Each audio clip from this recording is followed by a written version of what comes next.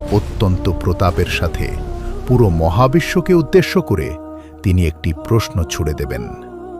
লিমানিল মুলকুল ইয়াউম, আজ রাজত্ব কার? কোথাও থেকে কোনো উত্তর আসবে না, কারণ উত্তর দেওয়ার মতো কেউ বেঁচে নেই। অহংকারী ফেরাউনরা কোথায়? নমরুদরা কোথায়? কোথায় সেই স্বৈরশাসকরা যারা পৃথিবীতে নিজেদের প্রভু দাবি করত? সব নিস্তব্ধ। তখন আল্লাহ নিজেই নিজের প্রশ্নের উত্তর দেবেন।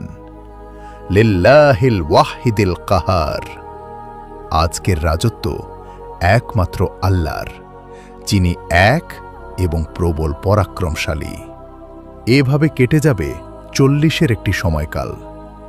এটি কি 40 দিন, 40 মাস, নাকি 40 বছর, তা আল্লাহ ছাড়া কেউ জানেন না। এরপর আল্লাহ আসমান থেকে এক বিশেষ ধরনের বৃষ্টি বর্ষণ করবেন। এই বৃষ্টির পানিতে পৃথিবীর মাটির নিচে মিশে থাকা মানুষের দেহের ক্ষুদ্রতম একটি হাড়, যাকে আজপুত জানাব বা মেরুদণ্ডের একেবারে শেষের হাড় বলা হয়, সেটি বীজের মতো গজিয়ে উঠবে। মানুষের শরীর ঠিক সেভাবেই পুনরায় তৈরি হবে যেমনভাবে উদ্ভিদ মাটি থেকে গজিয়ে ওঠে।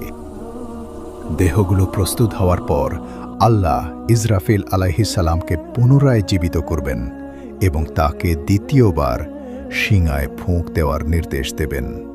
এটি হল নাফখাতুল বাস বা পুনরুত্থানের ফুঁক।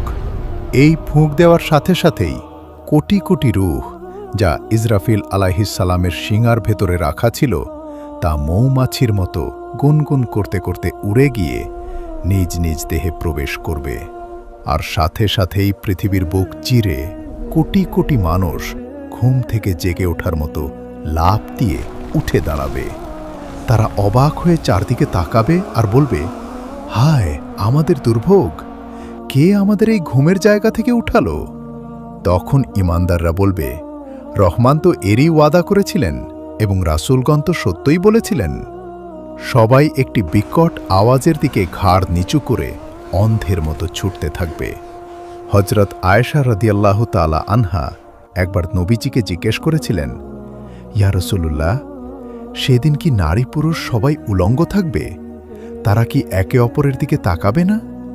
নবীজি সাল্লাল্লাহু আলাইহি ওয়াসাল্লাম উত্তর দিয়েছিলেন, হে আয়েশা, সেদিনের পরিস্থিতি এতই ভয়াবহ হবে যে কারো দিদিকে কারো তাকানোর মতো কোনো হুঁশই থাকবে না। মানুষ সেদিন মাথা